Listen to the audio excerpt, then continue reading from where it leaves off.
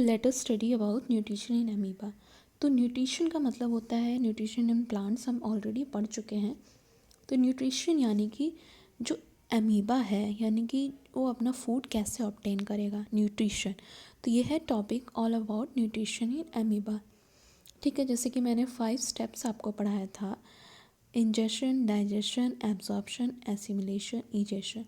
ये 5 स्टेप्स इस अमीबा में भी होगा। ठीक है, तो जो अमीबा होता है ये एक माइक्रोस्कोपिक एनिमल होता है, यानी कि इसको आप अपनी आंखों से नहीं देख सकते, इसको आप माइक्रोस्कोप के थ्रू ही देख सकते हैं। ठीक है, तो ये स्मॉल यूनिसेलुलर ऑर्गेनिजम्स हैं जो कि छोटे छोटे प्लांट्स और एनिमल्स को खाते हैं, जो कि पानी में तैरते हैं। ठीक है, तो ये वाटर लिविंग ऑर्गेनिज्म है और ये एक सिंगल सेल से बना है, यानी कि इस जो होता है इसमें सिर्फ एक सेल पाया जाता है, यानी कि यूनिसेलुलर सिंगल सेल से बना होता है। और इसमें जो मोड ऑफ न्यूट्रिशन होता है वो होता है होलोजोइक, यानी कि ये जो फूड है इंजेस्ट करता है in the form of solids. Holozoic का मतलब कि डायरेक्टली ये फूड को इंजेस्ट कर लेगा। जो भी सॉलिड मटेरियल जो स्मॉल प्लांट्स और एनिमल्स पाए जाते हैं वाटर में, उनको वो फूड ले लेता है डायरेक्टली। तो इसका मोड ऑफ न्यूट्रिशन हो जाएगा आपका होलोजोइक। ठीक है,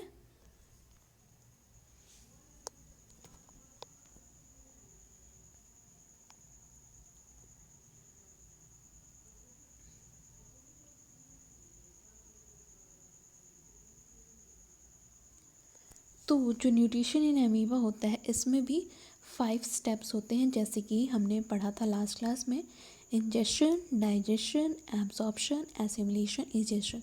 ये चारों स्टेप्स के थ्रू ये जिसका फूड वो इंजेस्ट करेगा, यानी कि लेगा, उसका पूरा डाइजेशन होगा, पूरी बॉडी में उससे एनर्जी रिलीज़ होगा। तो वन वन बाय वन हम स्टेप्स पढ़ेंगे सारी चीज़ें। ठीक है, जो अमीबा होता है इसका कोई रेगुलर शेप नहीं होता है, यानी कि इसका कोई फिक्स शेप नहीं होता है कि राउंड है, ओवल है, ये किसी भी शेप में, किसी भी आकार में होता है। और इसकी जो बॉडी होती है उसमें एक सेल मेम्ब्रेन पाया जाता है और एक न्यूक्लियस पाया जाता है। ठीक है, तो न्यूक्लियस इसका मेन है, यूकैरियोटिक कहते हैं। अगर जिस ऑर्गेनिज्म में न्यूक्लियस प्रेजेंट होगा उसको हम कहेंगे यूकैरियोटिक सेल। ठीक है, 2 टाइप्स के सेल होते हैं, प्रोकैरियोटिक, यूकैरियोटिक। ये सारी डिटेल्स में आप पढ़ेंगे हायर क्लास में। तो इसमें जो होता है न्यूक्लियस प्रेजेंट होता है, इसलिए हम कहेंगे इसको यूकैरियोटिक सेल्स।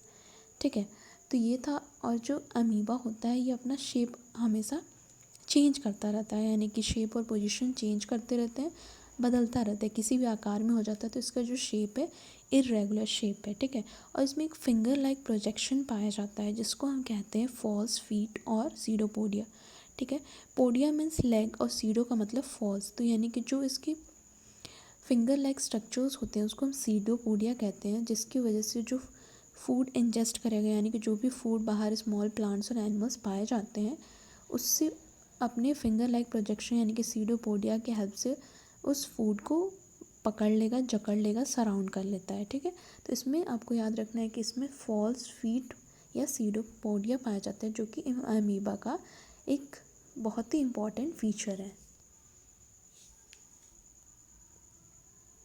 तो अब देखते हैं इंजेशन इन अमीबा। तो अमीबा जो होता है, जो स्मॉल प्लांट्स और छोटे छोटे माइक्रो ऑर्गेनिज्म जो पाए जाते हैं पानी में, उसको क्या करता है, डायरेक्टली अपने फिंगर लाइक प्रोजेक्शन यानी कि सीडोपोडिया से पकड़ लेगा पूरे अच्छे तरीके से, और वो इंजेस्ट कर लेगा फूड को इन सॉलिड फॉर्म में। जैसे भी फूड पाया जाता है वैसे ही वो इंजेस्ट करता है, क्योंकि इसका जो मोड ऑफ न्यूट्रिशन होता है वो होता है होलोजोइक। होलोजोइक मतलब जो भी सॉलिड मटेरियल बाहर प्रेजेंट है या लिक्विड, वो डायरेक्टली अपने बॉडी के अंदर ले लेता है, दैट इज़ कॉल्ड होलोजोइक। तो जब फूड अमीबा के पास आता है, when a food particle comes near amoeba, it ingest this food particle by using pseudopodia around it. जैसे कि मैंने बताया, इनके पास जो फिंगर लाइक प्रोजेक्शन होता है या जो फॉल्स लेग्स होते हैं, तो उसके थ्रू जो फूड है उसको पूरा सराउंड कर लेगा और उसको इंजेस्ट कर लेता है अपने बॉडी के अंदर। ठीक है, इसको हम कहते हैं इंजेशन। ये आपका पहला स्टेप्स है डाइजेशन न्यूट्रिशन इन अमीबा में। उसके बाद आपका सेकंड स्टेप होगा जो डाइजेशन होता है। तो डाइजेशन में क्या होता है कि जो आपका बॉडी फूड एंटर कर दिया आपके अमीबा के अंदर, तो धीरे धीरे उसका डाइजेशन होता है, यानी कि जो फूड काफ़ी बड़े पार्टिकल्स में है तो उसका ब्रेक डाउन होगा छोटे छोटे पार्टिकल्स में।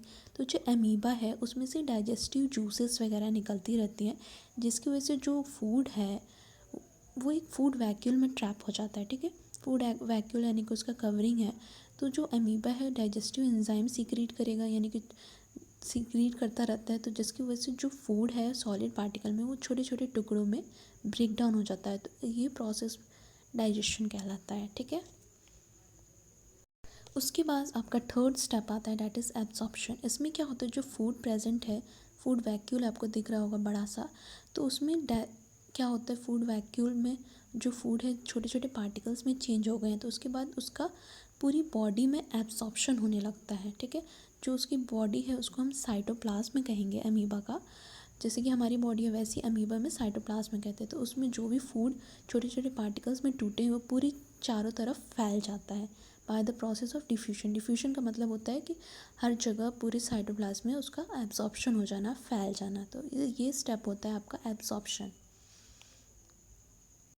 जैसे कि आप फिगर में देख सकते हैं कि जो पूरा डाइजेस्टेड फूड है पूरी अमीबा की बॉडी में फैल जाता है, जिसकी वजह से आप कलर चेंज देख सकते हैं। ठीक है, तो जो भी फूड एब्जॉर्व हुआ है वो पूरी बॉडी में फैल चुका है पूरे साइटोप्लाज्म में by the process of diffusion.